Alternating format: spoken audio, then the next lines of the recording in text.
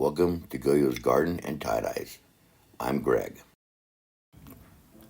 Alright, today we will be doing a Gildan Adult Small. The shirt has been washed, dried, and soaked in soda ash for at least 20 minutes and spun out in my patented spin dryer. If you don't have one, your regular spin cycle on your washer will work just fine. You just don't want it soaking wet when you fold it and or dye it. I'm lining it up here and just fold it in half. I'm going to be doing a heart. I keep getting requests for them. They don't hang around here too long. And so here we go. Just follow your line, pleat it up the best you can. You can pull the material out in front of you to try to keep your line as straight as possible. One thing I definitely have to work on is try not to make too big of hearts on small shirts and too small of a heart on larger shirts. Something you have to think about when you're drawing it or placing it on there. And this one will be a sinew wrap.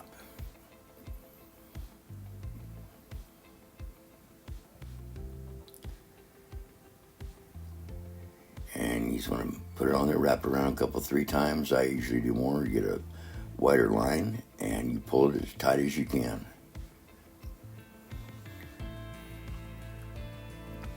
I'm going for a several heart effect. Sometimes it works, sometimes it doesn't. So we shall see.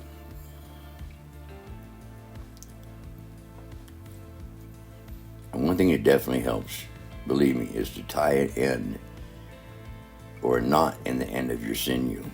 Because when you go to wash out, it's all clumped together. You can't figure out which one it is, but you find that little knot and it'll unravel every time. So I just pleated up the rest of it. Nothing fancy.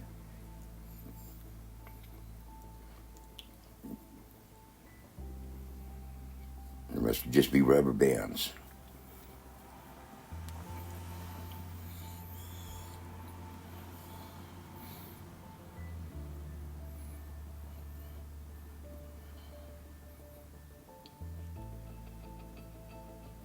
And whenever I do anything, I always try to flip it over from the bottom side up because it's a lot flatter. You can spread your dye a lot easier on it, and you can work it into the grooves if you need to.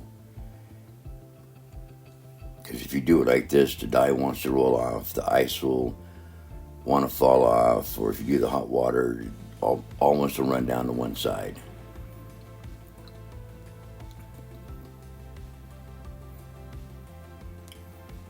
And I will be doing hot water irrigation on this one.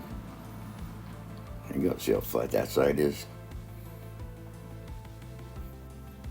And you can't see it from this angle, but I have a clothespin propping up the end of the shirt. I will be using my 8-ounce dye bottles, and the first color is baby pink. And they have 3 teaspoons of dye and a 1/4 cup soda ash. Some dyes work better than others. You just have to find what works best for you. The next color is deep yellow. Sure looks like it's orange from here though, don't it? Just add a little bit more pink right on there. Next, we applying dragon fruit.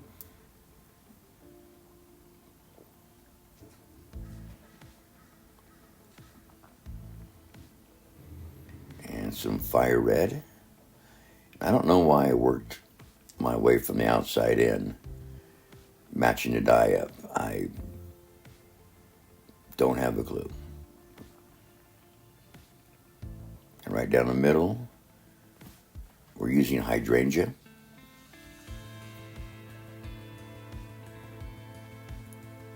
Some lavender.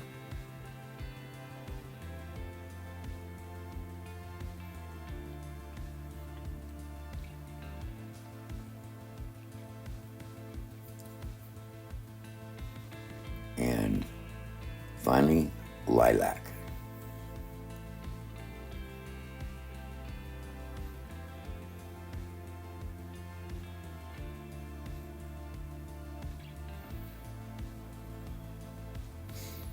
All right, and I'm going to cover it up with cheesecloth.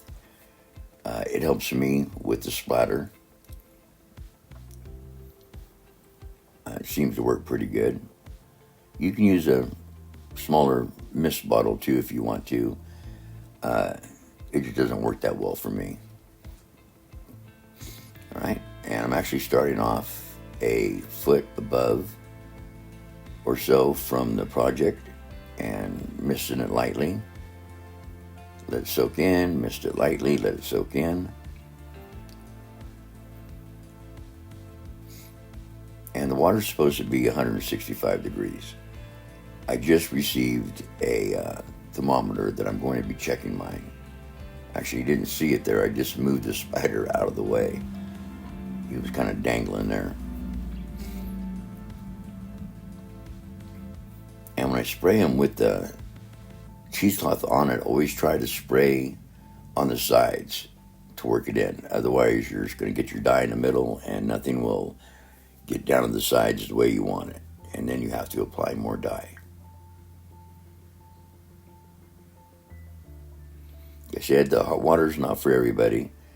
It's nice and simple and easy for me to do because I'm outside. All right, now let's work the rest of it in and let it all dissolve in there.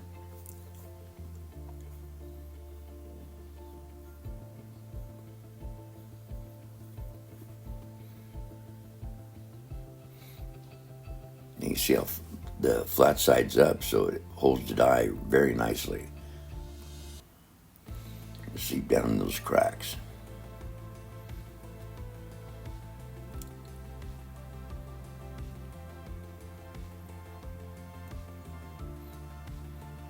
And again, the color placement, I don't know why I did it like this.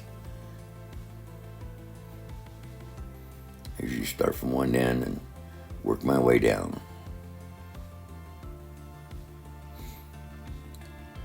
But I've never decided on dye until I actually start to dye it.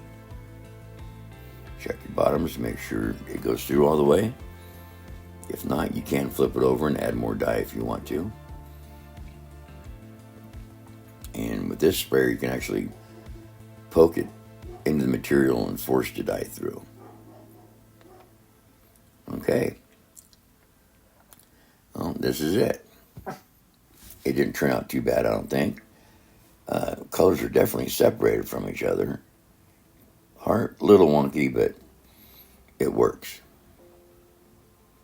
Blue definitely stands out.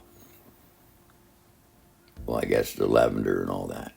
All right, well, thank you so much for watching. I really appreciate it. If you haven't subscribed, please subscribe. If you like it, please hit like. And if you want to share it, by all means, please do.